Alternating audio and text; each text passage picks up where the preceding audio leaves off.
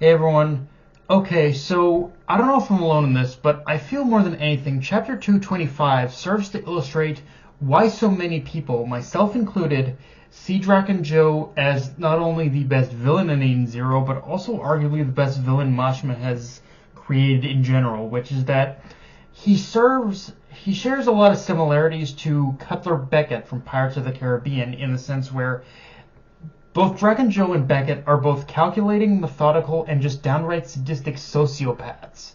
Yet, their actions in themselves isn't what even makes them terrifying as villains, but more so how these characters view their actions. The scariest similarity between Beckett and Drakken Joe is however cruel their actions are to us as the viewer or the reader, they simply see themselves as businessmen, doing nothing more than conducting good business, with either very little empathy or self-awareness of the cruelty of their actions, or just in general, or on the other hand, they know the pain and suffering they're causing, they just do not care. In fact, I think it's the safest bet to say they relish in it. Like Drakken Joe especially, for as much as he may claim his actions are that of a businessman, neither does he make an attempt at hiding the fact that he seems to relish in the suffering of others. It's just the fact that but it's also true that he's just perfected the art of turning that suffering and that pain into a business model. And yet the irony of all of this is that in an attempt to make Homer suffer, he might have just delivered her into the lap of her saviors, aka Shiki and the others. But again, that in itself, like that mentality, that idea of like, of being this sort of businessman-like figure, I think it's what does make him such a compelling villain.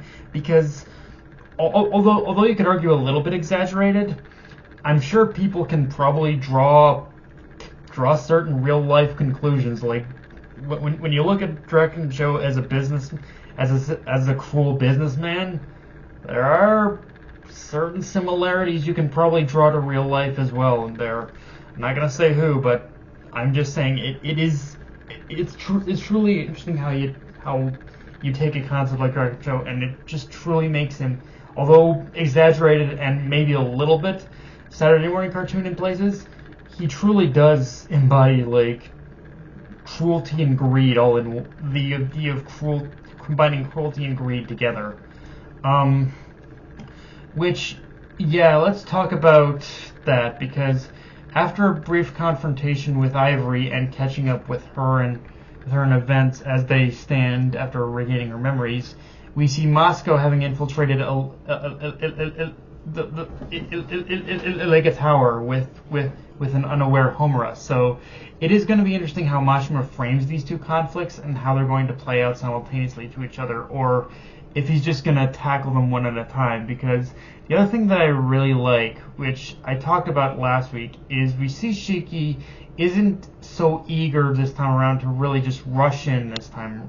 In fact, just based off what Ivory's told him, I like how we get to see that Shiki is already just kind of questioning how this Drakken Joe already differs from the other versions they fought, which could honestly mean one of two things. Either this is one of the this is Drakken Joe at his most ruthless, which in that case would make him even as equally methodical and dangerous, or Shiki might be thinking there's a slightly more benevolent side to him, just based off the way Ivory has described the current situation. But in either case, I do like seeing how this more methodical side of Shiki, how we do see this more methodical side of Shiki in this chapter, and seeing him actually just kind of study the circumstances of the current situation and see how he can formulate something around that like because that in itself also gives us an idea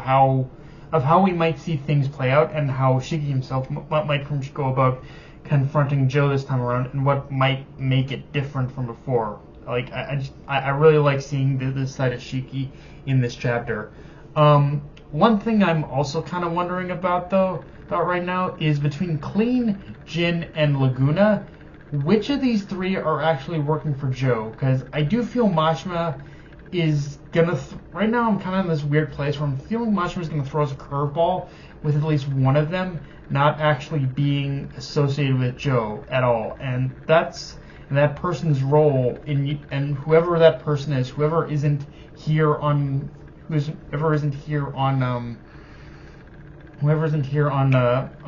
Gilst is gonna be somewhere off in another part of Universe Zero, and that person's role in just in general, that person's role in Universe Zero has changed. It's just a matter of which one of the three it is. And if I personally had to put money on whose history got changed by this, I'd say it's Laguna. Like, he seems like the most likely candidate, which, if we're going as far as re-exploring the timeline of events, that would have to mean our Laguna is possibly still part of Oasis in this world. Again, take what I say with a handful of salt, because I don't even believe what I'm saying. I don't even believe it myself, but it does feel like we will be one. It does feel like out of the three of them, we're gonna be one number short. But by the time this section of the Universe Zero story is over, and we're gonna have to search for Laguna or any of the other three elsewhere. I think that's kind of my theory on the case right now. I don't know. And yeah, not gonna lie, I've always found Ivory's BSM shtick to be hilariously dark, but up until the point where she finally regained her memories, she did legitimately scare me for a moment there. Like, she was looking at Rebecca like a starved animal, and she was ready to do all sorts of things for Rebecca that would have been way above the PG rating. Maybe even above the R rating. So I'm just happy she regained her memories when she did. And yeah, you're gonna see me repeating this a lot, but I like how whenever we see one of the Eden Zero crew regain their memories, Mashima spares a little bit of time to just see them reconnect. Although, if I am being honest, the fact that Mashima keeps hammering in the don't die line to Witch is kind of starting to stress me out, if I'm being honest. Like, it's one of those things where I want to see her survive this, but is she going to? And maybe Mashima hammering it in is his way of making it too obvious, so maybe it won't happen. But in the past 5 years of been covering this series, it's become hard to really trust what Mashima's going to do with his characters. So, like, again, I don't want to say anything official, but I don't know how much I can trust Mashima with this. Like, it feels a little too obvious for him to kill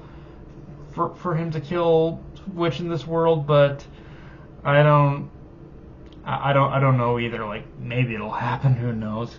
But yeah, guys, that's pretty much all I got for this review. If you enjoyed the video, like, comment, subscribe, follow me on Twitter and on Crunchyroll. Be sure to hit the notification bell, hit the subscribe button, and just share the video around, guys. Dark Knight of May signing off. Later, everyone.